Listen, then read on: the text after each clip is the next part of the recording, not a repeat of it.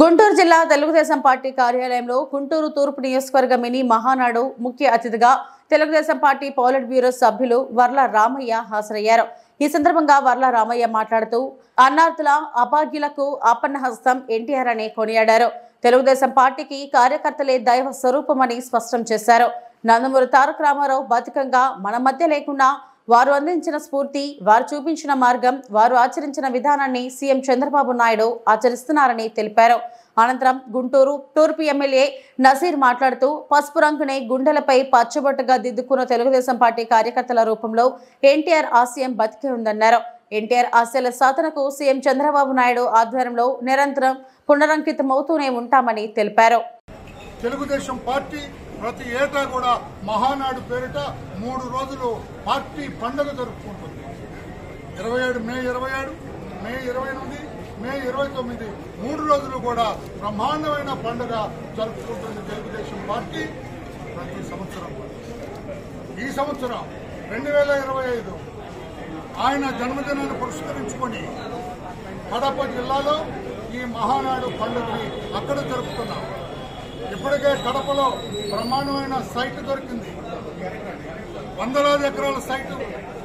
మా అదృష్టం ఈసారి ఎన్నడూ గతంలో లేని రీతిలో నభూతో నభవిష్యత్ అన్న రీతిలో బ్రహ్మాండంగా ఏర్పాట్లు జరుగుతున్నాయి. కడప పట్టణంలో ఈ పండుగ జరుపుకోతున్నాం. స్వర్గీయ నందమూరి తారక రామారావు గారు మా తెలుగుదేశం పార్టీ వ్యవస్థాపక అధ్యక్షులు వారి జన్మదినాన్ని మే 28న బ్రహ్మాండంగా జరుపుకోబోతున్నాం. మే 27న ప్రతినిధుల సభ జరుగుతుంది. ఆ సభలోనే తెలుగుదేశం పార్టీ జాతీయ అధ్యక్షుడి ఎన్నిక జరుగుతుంది. జాతీయ అధ్యక్షుడిగా ఎన్నిక ప్రకటన ఆ రోజు జరుగుతుంది 28వ తారీఖున.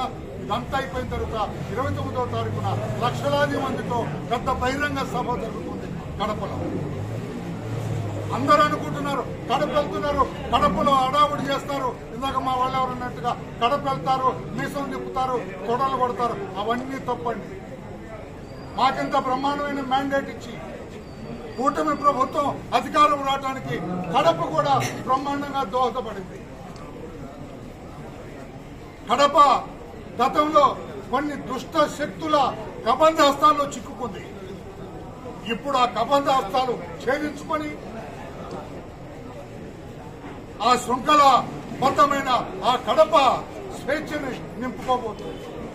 వాళ్ళందరికీ ధైర్యం చెప్పడం కోసం, వాళ్ళందరి సంతోషంలో పాలుపంచుకోవటం కోసం, కడపే కాదు రాష్ట్రం మొత్తం కూడా సర్వతోముఖాభివృద్ధి చెందుతుందని కడప నడిబొడ్డున చెప్పడం కోసం, స్వేచ్ఛావాయువులు పీల్చుకోండి చెప్పడం కోసం, మీరందరూ ఈ కుటుంబ సభ్యులే అని చెప్పడం కోసం, వారి ఆత్మీయ అభిమానాలు ప్రేమ పొందటం కోసం అందరం కలిసి రాష్ట్రాన్ని అభివృద్ధి పథంలో నడుపుదామని చెప్పడం కోసం కడపని ఎంపిక చేసుకున్నాం. తప్పితే ఎవరో అన్నట్టుగా ఆకతాయిలు మాట్లాడినట్టుగా కాదు అని చెప్పి కూడా తెలియజేస్తూ ఆ కడప పట్టణంలో నారా లోకేష్ బాబు గారు సందేశం ఇస్తారు.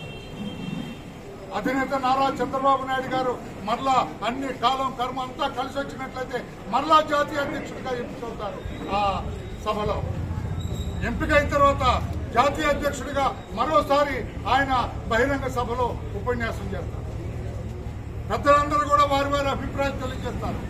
తెలుగుదేశం పార్టీ పుట్టింది పేదవాడికి సాయం చేయటం కోసం, రాష్ట్రాన్ని అభివృద్ధి చేయటం కోసం, క్షుద్బాధతో ఎవరో బాధపడటానికి వీల్లేదని చెప్పడం కోసం, దళిత వర్గాలు, అట్టడికి వర్గాలు, పేద వర్గాలు కూడా సంతోషంగా ఆనందంగా ఉండాలని చెప్పడం కోసం దానికి కావలసిన ఏర్పాట్లు B4 ఎలాగుంటుంది. చంద్రబాబు నాయుడు గారు ప్రతి ఇంట్లో కూడా ఆర్థిక వెలుగులు నింపబోతున్నారు. ఐ రిపీట్, ఆర్థిక వెలుగులు నింపబోతున్నారు పేదవాడి ఇళ్లలో కూడా. ఇదంతా కూడా 3 రోజులు కూడా ఆ పండుగలో, ఆ ఉత్సవంలో